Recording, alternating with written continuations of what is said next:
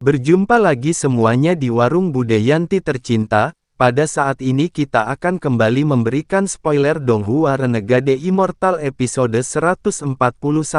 Pada saat ini kita akan dilanjutkan dengan berjalannya waktu yang terus berlalu tanpa henti dengan membawa siklus reinkarnasi yang tak terelakkan. Lalu tidak terasa kini 3 tahun telah berlalu sejak kepergian Wang Ping.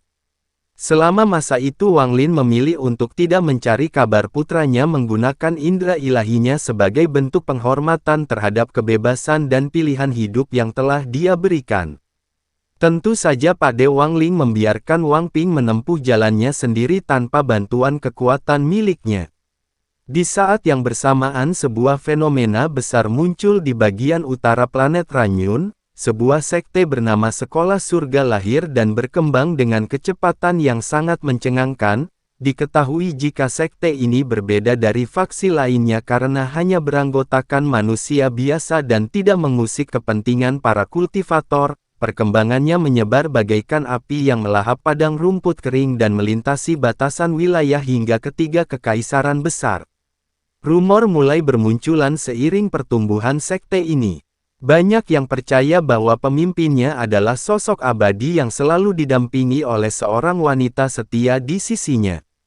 Lalu 7 tahun berikutnya berlalu sekaligus menjadikan total 10 tahun pengembaraan Wang Ping. Di kota air yang luas Wang Lin kini tampak jauh lebih tua, penampilan fisiknya terus menua seolah mencerminkan beban batin dan kerinduan seorang ayah. Di sebuah penginapan lokal saat musim gugur, Wang Lin duduk dengan tenang saat ia menatap keluar jendela, pandangannya tampak berkabut dan sayu seolah ia sedang menunggu sesuatu yang sangat berharga kembali ke dalam hidupnya. Suasana di penginapan itu ramai dengan percakapan para warga tentang dominasi sekolah surga yang kini telah menyebar ke kekaisaran Dakin Sisan dan Chenyun.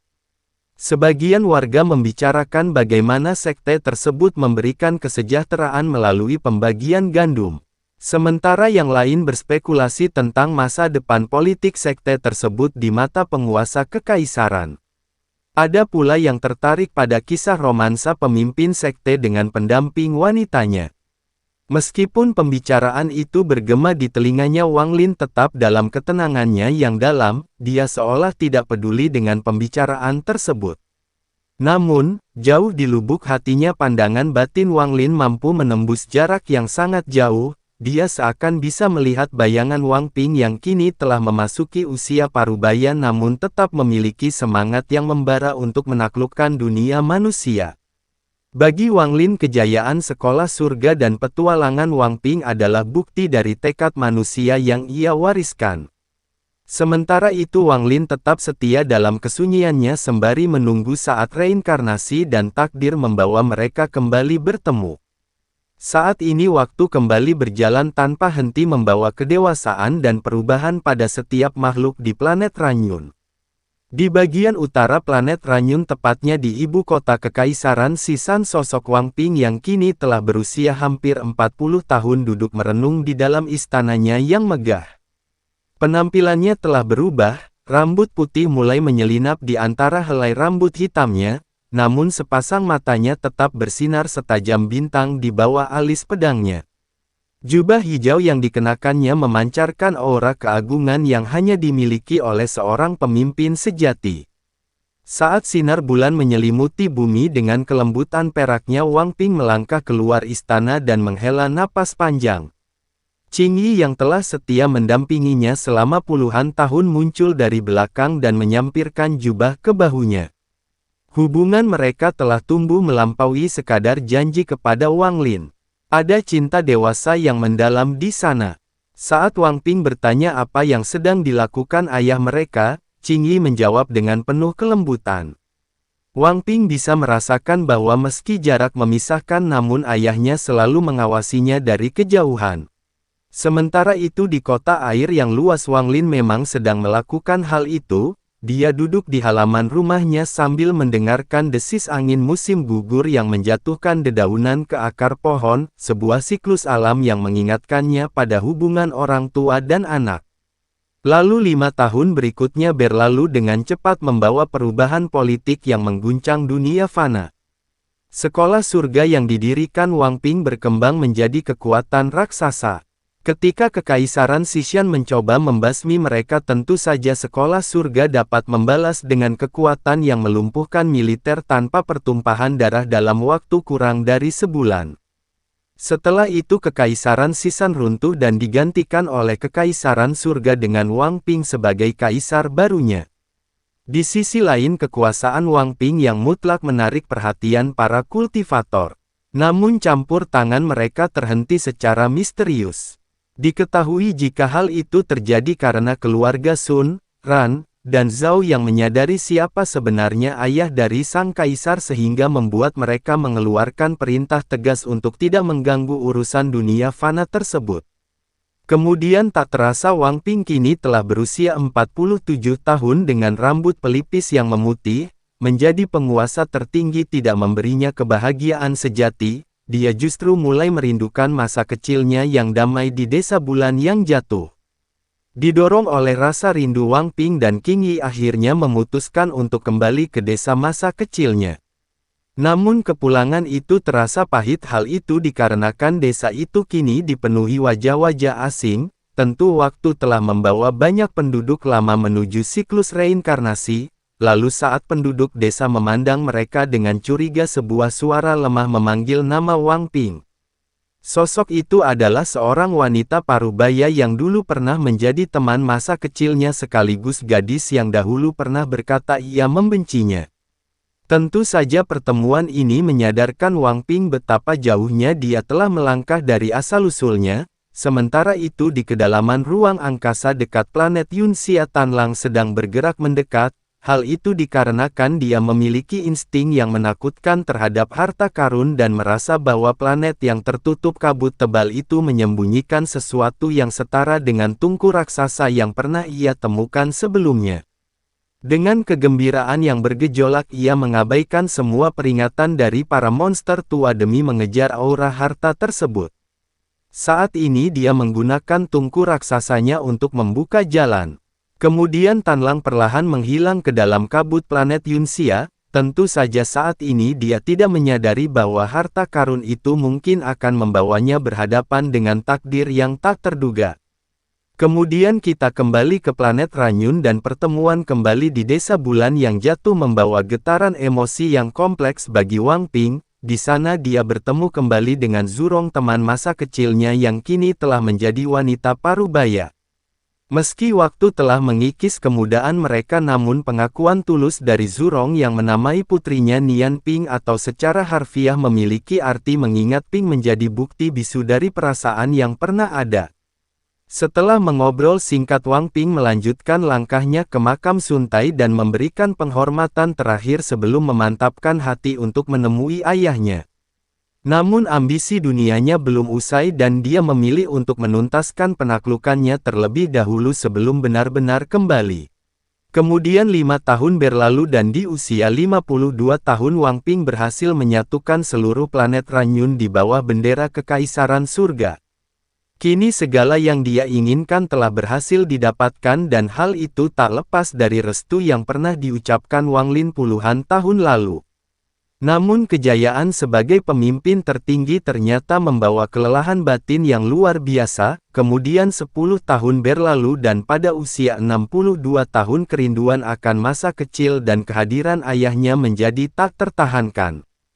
Sementara itu Qing Yi yang kini telah menua namun tetap setia dengan tatapan lembutnya dan terus mendampingi tanpa pernah menuntut meskipun mereka tidak memiliki anak. Tepat 35 tahun sejak dia meninggalkan rumah, Wang Ping memutuskan untuk melepaskan tahta kekuasaannya kepada bawahannya. Saat ini dia memilih kembali menjadi manusia biasa dengan hanya membawa kenangan dan Qing Yi di sisinya.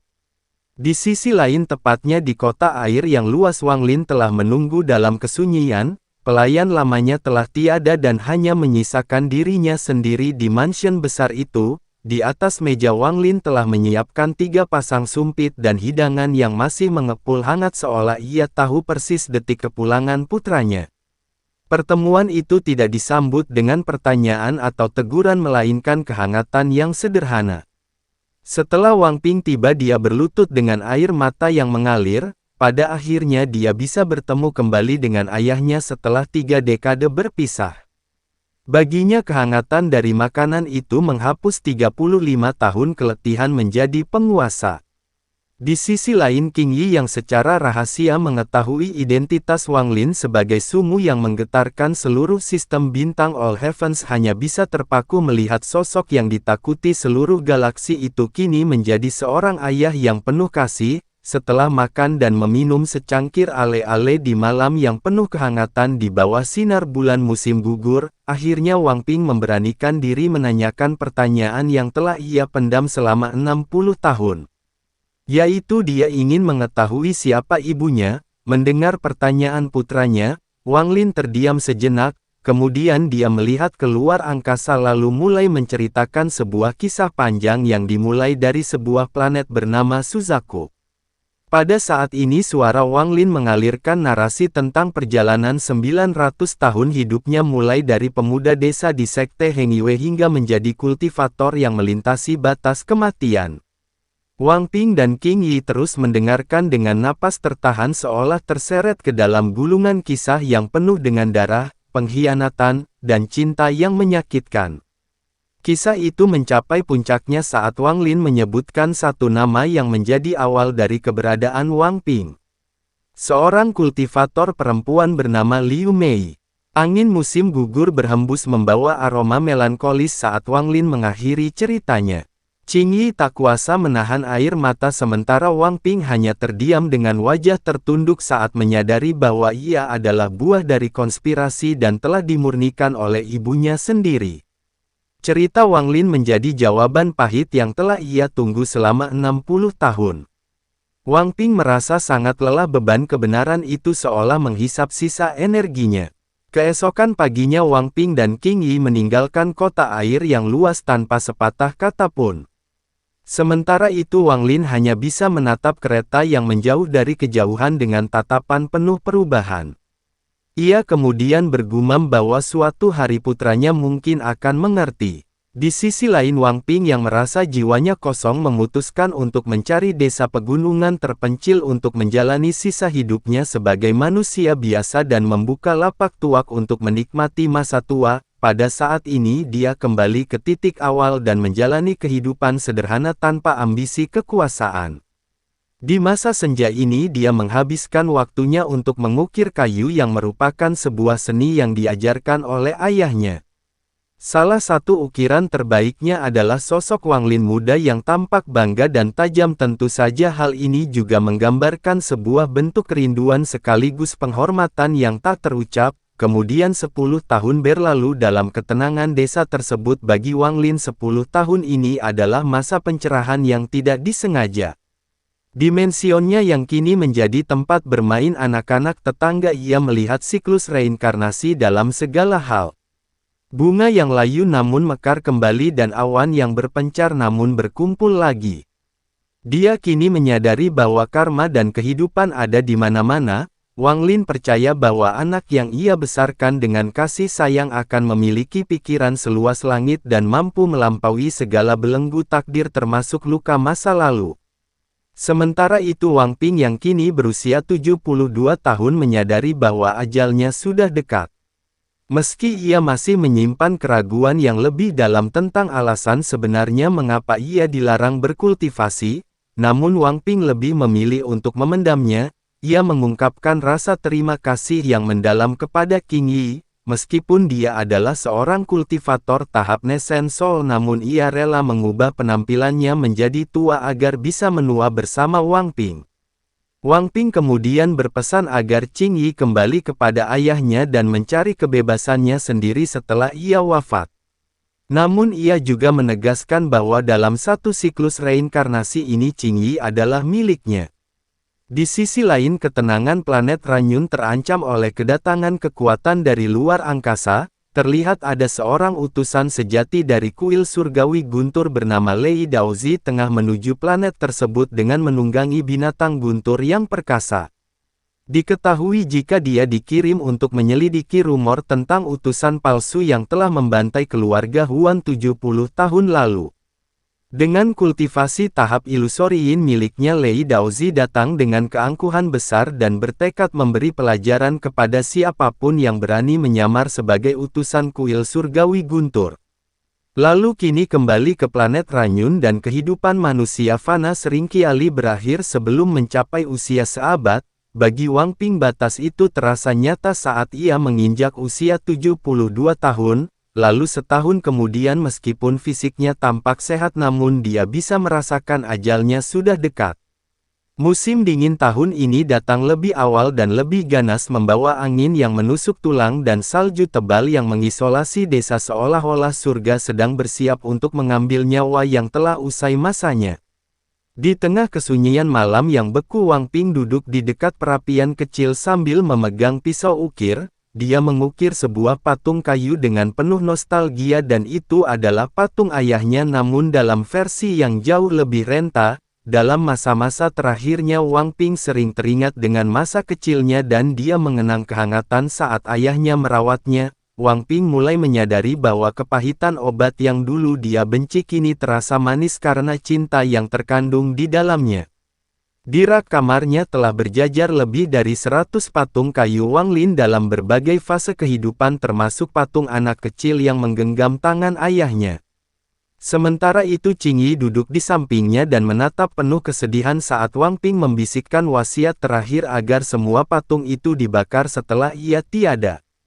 Sambil menyelesaikan ukiran terakhirnya Wang Ping bergumam lirih ke arah kegelapan dan mengakui bahwa ia telah lama memaafkan ayahnya atas segala rahasia dan larangan berkultivasi yang dulu sempat membuatnya marah. Namun ketenangan malam musim dingin itu hancur secara mendadak dikarenakan sebuah kilatan petir raksasa membelah atmosfer planet Ranyun dan diiringi dentuman guntur yang mengguncang jiwa setiap makhluk hidup. Badai salju seolah membeku di udara saat aura yang sangat kuat menekan seluruh planet. Lalu Sun Si dan para tetua keluarga Sun segera keluar dari meditasi mereka dengan wajah pucat.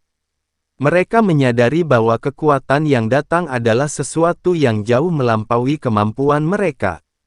Di kota air yang luas Wang Lin hanya melirik sekilas ke langit dengan mata kabutnya sebelum kembali meminum anggur hitam dengan tenang.